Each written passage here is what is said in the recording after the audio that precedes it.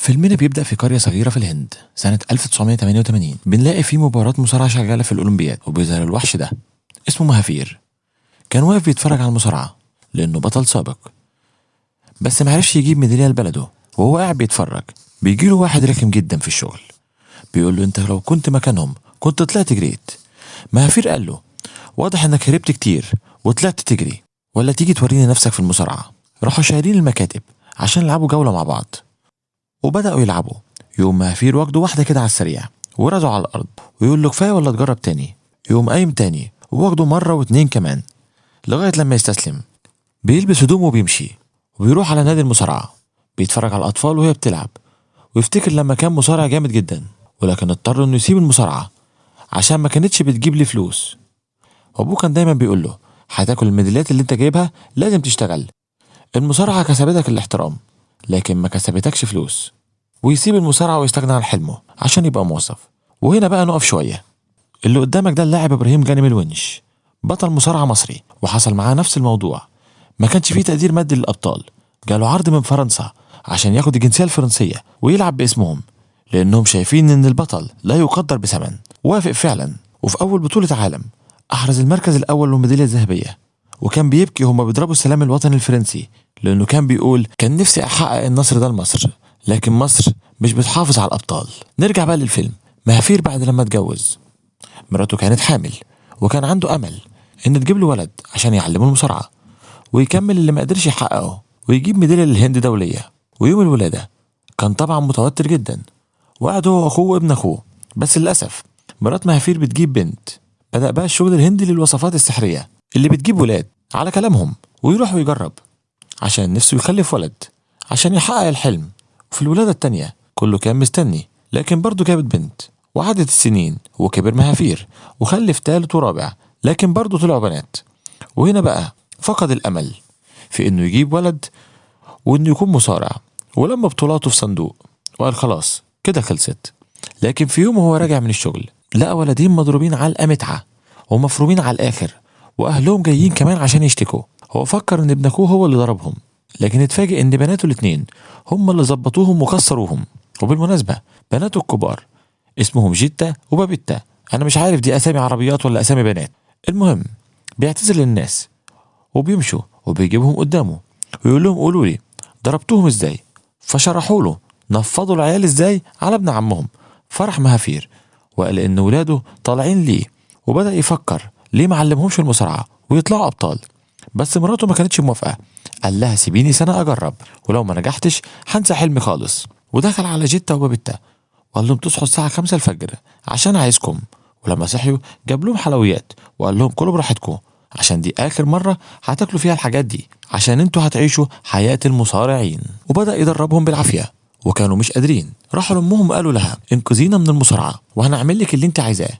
قالت لهم انسوا ان ليكوا ام لمدة سنة. وراح عمل لهم حلبة مصارعة على الرمال عشان يعرفوا يضربوا، وجاب كمان ابن عمهم عشان يساعدهم في التدريب. بس ابن عمهم كان بيضربهم بسهولة، وقال لعمه بناته ضعاف جدا. ومهافير اتعصب على بناته علشان بينضربوا بسهولة، ومراته اتخانقت معاه عشان خاطر البنات، وخصوصا لما عرفت انه عايز ياكلهم فراخ عشان يبقوا جامدين. وطبعا الشريعة اللي عندهم في دينهم بتحرم اكل الفراخ. وقالت انا مش هطبخ الفراخ في مطبخي. قال لابن اخوه اتعلم الطبيخ من النهارده، وراح فعلا واشترى فراخ. وابن اخوه جاب كتاب طبخ وبدأ يطبخ لولاد عمه. واهل القرية كلهم كانوا عمالين يسخروا منه ويتريقوا عليه، يقول لك مهافير اتجنن، ويتريقوا عليهم في الرايحة وفي الجاية. فجيتا وبابيتا راحوا لابوهم ويقولوا له ان احنا بنتعب جدا من المصارعة. قال لهم وماله ايه المشكلة ما تتعبوا. راحوا مطلعين حاجة تانية وقالوا له شعرنا بيبوظ من المصارعة بسبب الرمل. قال لهم دي فعلا مشكلة. راح جايب الحلاق وقص شعرهم خالص خلاهم شبه الولاد. وطبعا الناس بدأت تضحك عليهم لما يشوفوهم. قررت جيتا وبابيتا تحارب ابوها، بقوا يبوظوا المنبه عشان يصحى متأخر، وعشان ما يصحوش بدري يحرقوا اللمبة اللي في حلبة المصارعة عشان ما يعرفوش ايه يتمرنوا، ويعملوا نفسهم اتصابوا عشان ما يدربوش. وفكروا كده انهم انتصروا على ابوهم وان ابوهم هيستسلم، وسابوه في يوم وراحوا فرح واحدة صاحبتهم وسابوا التدريب، وكان معاهم ابن عمهم. مهافير دخل الفرح ورزع ابن اخوه بالقلم على وشه واخد بعضه ومشي. جيتا وبابيتا قاعدين مع العروسة وبيقولوا قدامها هو ابونا بيعمل فينا كده ليه. قالت لهم صاحبتهم العروسة ابوكوا بيعمل كده لمصلحتكم عشان عايز يبقى ليكم مستقبل. انا ابويا كان مشغلني خدامة في البيت، واول لما تميت 14 سنة راح مجوزني عشان يخلص مني.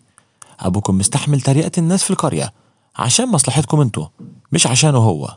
اقتنعوا جدا بكلامها، وصحى مهافير لقى بناته نافخين نفسهم في التدريب وبيتدربوا لوحدهم من غير ما يصحيهم او يزعق ليهم، وبقى اقوياء جدا. وجدة عرفت تضرب ابن عمها وتروق عليه. وقاعدين بيتعشوا، ابن عمهم قال لهم بكره هضربكم في التدريب. مهافير قال له مفيش تدريب بكره، احنا هنروح نشترك في مسابقة مصارعة. وراحوا الصبح عشان يسجلوا جتة. اللي بيسجل اسماء كان رافض وبيقول له دي هتصارع ولاد ازاي، وقعد يضحك. مهافير كان هيضربه بس الناس حشوه ومشي. وبعد لما مشي واحد قال للراجل اللي بيسجل عارف يعني ايه بنت تصارع ولد؟ يعني كل الناس اللي في المنطقة هيجوا عشان يتفرجوا. فالراجل جري ورا مهافير ونادى عليه عشان يرجع ويسجله، وزعوا في البلد كلها ان في بنت هتصارع ولد عشان ناس كتير تحضر. الحكم جاب جتة وقال لها عارفة قواعد المصارعة؟ قالت له اه عارفاها. قال لها اختاري واحد من اللي واقفين دول عشان يخسرك. راحت اختارت اقوى واحد فيهم وبدأت المباراة. وجيتا كانت مسيطرة على الماتش كله، بس عشان هي مش ممارسة كتير والولد كان ممارس اكتر منها انتصر عليها في الاخر، والناس قعدت تسقف ليها. وواحد اداها 50 روبية عشان يشجعها. وجات لابوها بالليل عشان تسأله عن المباراة اللي جاية امتى. وراحت المباراة ومسكت المنافس بتاعها وكسبته، وبدأ صوتها يعلى وتاخد جوائز في المصارعة كتير جدا. وبنتها كمان بدأت تدخل مسابقات وتكسب. والناس المرة دي اتكلمت بس مش بكلام سلبي، بدأت يتكلموا عنهم وعن قوتهم وإنهم بيكسبوا الولاد، وبقوا محبوبين خالص وجمعوا فلوس كتير من المسابقات دي. واتكرمت كمان جدا في المدرسة. وراح مهافير ياخد أجازة لمدة شهرين عشان يجهز بنته إنها تنافس على البطولة الوطنية، بس المدير رفض، راح مستقيل خالص عشان يتفرج ليها. وطلع على الاتحاد الرياضي عشان يدعموها بفلوس، لكن الاتحاد قال له ما عندناش ميزانية عشان البنات. وبدأ مهافير يعلم جتة المصارعة القانونية على البساط ويفهمها ازاي هتحصل على النقاط، ويشرح لها ازاي تقدر تجيب نقطة واثنين وثلاثة. وكان بينفذ لها على ابن عمها ازاي تقدر تاخد نقطة على الحركة، وقال لها ان اعلى نقطة ممكن تجيبها هي 5 نقط لما تشيل المنافس وتشقلطيه في الهواء على شكل قوس ويترزع على ظهره كده تاخدي 5 نقط. وبعد كده اخد جتة عشان يقدم لها في المصارعة، لكن كانوا رافضين لان وزنها كان اقل من المطلوب، وقالوا كده بنتك هتخسر على طول. مهافير قال احنا مصرين ان احنا نشترك واننا نقدم. وبدأت جتة تنفخ البنات اللي بتلعبهم وتكسبهم بمنتهى السهولة. ما هي كانت بتكسب ولاد، ازاي مش هتعرف تكسب بنات؟ ووصلت للمركز الاول، وطلعت بعد كده على بطولة الولاية للمبتدئين، وبرضه كسبت كل البنات اللي في سكتها واخدت الميدالية الذهبية برضه. ومرت السنين وكبرت جتة وكانت مشتركة في بطولة الهند زي بطولة الجمهورية عندنا كده، وكسبت جتة وحصلت على الميدالية الذهبية. والقرية كلها عملوا لها احتفال وهي جاية، ومهافير علق الميدالية الذهبية بتاعتها. وابن عمهم قال اخيرا حلم عمي اتحقق. مهافير قال له لا لا لا لسه، حلمها هيتحقق لما يجيبوا ميدالية دولية لبلدهم. وجات له جتة بالليل وقالت له انها كده دخلت منتخب الهند وهتروح معسكر منتخب في بلد تانية عشان تبدأ التمرين. ووصلت معسكر منتخب وجالها مدرب المنتخب، وكان حرفيا مدرب صدق ورخم قوي ومش بيفهم حاجة. وقال لهم انتوا لازم تنسوا كل اللي اتعلمتوه بره المكان ده وهتتعلموا هنا كل حاجة جديدة على ايد مدرب دولي زيي. والتناكة والغرور ماسكينه. دخل مهافير وقال له انا ابو جتة وانا كنت مدربها. راح المدرب صرخ في جتة وقال لها انت كنت بتدربي كده ازاي؟ هو مين اللي كان بيدربك؟ وبص المهافير وقال له انت اكيد جيت عشان توصلها وتمشي على طول، مع السلامة انت بقى. وروح مهافير وهو زعلان وقال لبابتها مدرب جتة الجديد حيوان واسلوبه زي الزفت وانا خايف انه يأثر على مستواها. وعدت الايام وجتة بقى ليها اصحاب كتير في الاكاديمية، وبقت بتسهر وبتتفرج على البرنس شاروخان كمان، ومش بتنام بدري زي لما كانت متعودة. وبقت تاكل حاجات مش صحية ونسيت اهلها، وكانت بتحاول تخلص المكالمة بسرعة مع ابوها عشان ما يسألهاش عن اي تفاصيل في التدريب. ورجعت طولت شعرها تاني، والمدرب قال لها سيبك من اسلوب ابوكي خالص وخليكي في اللي علمتهولك هنا. ورجعت جت اجازة على البيت. ومهافير قال لها ايه اخبارك؟ قالت له تمام، ورايحة بطولة العالم في سيدني وبتعلم حاجات كتير جديدة، عايزة اعلم بابتها شوية حاجات منها. الصبح جتة بدأت تعلم بابتها اسلوب مدربها الجديد. مهافير شافها وقال لها ويبقى الغلط في اسلوبي عشان تعلمي اختك اسلوب تاني، وريني كده الاسلوب ده معايا. وراح ماسكها ورزعها في الارض. قالت له انت رميتني عشان ما كنتش مستعده.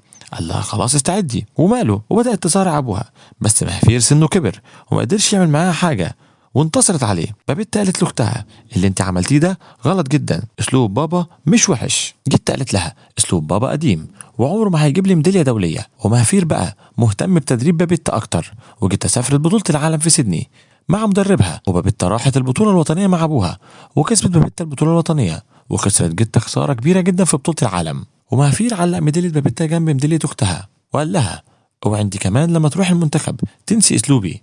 وراحت بابيتا المنتخب وقابلتها اختها جتة وفرجتها على المكان كله، وبابيتا قالت لها اول مرة اشوفك كده خسرانة ميدالية دولية ومش زعلانة، انت اتغيرتي قوي. جتة قالت لها دي اول بطولة دولية ليا والبطولات كتير جاية وهعوض في اللي جاي. لكن بعد فترة كان في بطولة في موسكو خسرت تاني، وبعد كده دخلت بطولة تانية في اسطنبول وخسرت تالت، ورجعت حزينة لمعسكر المنتخب. بابيتا قالت لها اتصلي ببابا ولو لمرة واحدة واعتذري ليه، لأن بابا كان على حق. وقالت له وهي بتعيط أنا أسفة، وكان فاضل 6 شهور على دورة الألعاب العالمية. وجيت قصت شعرها تاني، والمدرب بتاعها قال لها انت صعب تلعبي في الوزن ده، عشان كده انت لازم تخسي عشان تلعبي في ميزان أقل عشان تكسبي. وقال لي خبيرة التغذية لازم تخس 4 كيلو. كانت متضايقة واتصلت بابوها وقال ليها لا خليكي في نفس الوزن وانا جاي لك. وراح لها هو وابن عمهم وقال لهم اجهزوا الفجر، ونطوا من على السور وراحوا الساعة 5 الفجر ورجعوا المعسكر الساعة 7.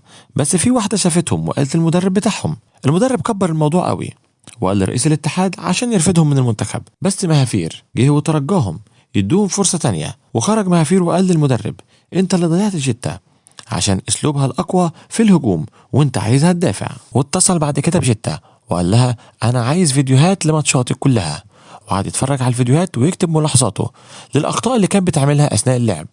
واتصل بجتة وقال لها راجع معايا الفيديوهات، وبدأ يقول لها على كل الأخطاء اللي عملتها. وبدأت دورة الألعاب العالمية اللي كانت بتتلعب في الهند في عام 2010، وجتة كانت بتنافس لاعبة من النمسا. في الجولة الأولى جتة كانت خسرانة، راح مهافير نادى عليها وقال لها شد حيلك واوعي تخسري، وتعادلت في الجولة الثانية. والمدرب بتاعها برضه كان بيقول لها دفعي، راح مهافير نادى عليها من المدرجات وقال لها هجمي، وفعلا هجمت وكسبت لاعبة النمسا وتأهلت بعد كده لنصف النهائي، وكانت هتلاعب بطلة نيجيريا. وطبعا عارفين بقى الوحوش الأفريقية، البت كانت ذكر وحش، يعني جتة مش هتعرف تعمل معاها أي حاجة. وطبعا المدرب الليفة بتاعها جه وقال لها هجمي في المرة دي، بس المرة دي مهافير قال لها دفعي لحد التانية لما تتوتر وتفقد الأمل إنها مش عارفة تجيب ولا نقطة وتحبط. وأول لما تحبط اهجمي عليها، وبدأت تدافع بس خسرت الجولة الأولى، وفضلت تدافع في الجولة التانية بس عرفت تتعادل في الجولة التانية. وفي الجولة التالتة كانت الجولة الفاصلة، وجدة قدرت بأسلوبها الدفاعي تأخذ نقطة وتتأهل للنهائي. وفي المؤتمر الصحفي بعد المباراة جدة قالت الفضل يرجع لأبويا. فالمدرب الصديق بتاعها اتضايق. والمنافسة في النهائي كانت مع لاعبة أسترالية واسمها أنجلينا، وكانت مش فارق معاها جدة خالص عشان كسبتها مرتين قبل كده. وجينا اليوم النهائي والاستاد اتملى على الآخر، بس في واحد قابل مهافير وقال له رئيس الاتحاد عايزك، وضحك على مهافير وحبسه في غرفة وقفل عليه. طبعا المعلم ده تبع المدرب الرخم عشان يمنع مهافير من انه يوجه بنته في النهائي. وفي الجولة الأولى جدة كانت متفوقة على أنجلينا 5-1 وكسبت الجولة، ومهافير كل ده كان محبوس. وفي الجولة الثانية أنجلينا عوضت وكسبت الجولة، وكده هيلعبوا جولة فيصل. وفي الجولة الثالثة أنجلينا كانت كسبانة 5-1، بس جدة افتكرت كلام أبوها لما كان بيقول لها لازم تعتمدي على نفسك لأن مش هفضل معاكي العمر كله. وعملت حركة خداعية كان معلمها ليها برضه، وقدرت تعمل حركة ب5 نقاط وكسبت المباراة وأحرزت الميدالية الذهبية، الحلم المنتظر. ونزلت بابيتا تحضن أختها وتحتفل معاها، ومهافير كل ده محبوس. بس فجأة سمع السلام الوطني لدولة الهند، عرف إن بنته كسبت، لحد لما في عامل جه وفتح له وخرجه وطلع يجري وراح لبنته وهو بيبكي، وجت ادته الميدالية الدولية اللي كان بيحلم بيها وقال لها أنا فخور بيكي. والفيلم ده قصة حقيقية عن المصارع السابق مهافير سينغ، ودول بناته الحقيقيين جدة وبابيتا. وبعد حصول جدة على الميدالية الذهبية في 2010 كانت أول امرأة هندية توصل للأولمبياد في 2012، وبابيتا في 2014 كسبت الميدالية الذهبية هي كمان. أحيانا أسلوب أبوك العنيف معاك بيكون في مصلحتك، عشان الوحيد في الدنيا دي اللي بيتمنى يشوفك أحسن منه هو أبوك. اوعى تغضب من أسلوب أبوك معاك. الفيلم اسمه دانجل بطولة عامر خان. لو عجبك الفيلم ادعمنا بلايك واشترك بالقناة ليصلك كل جديد.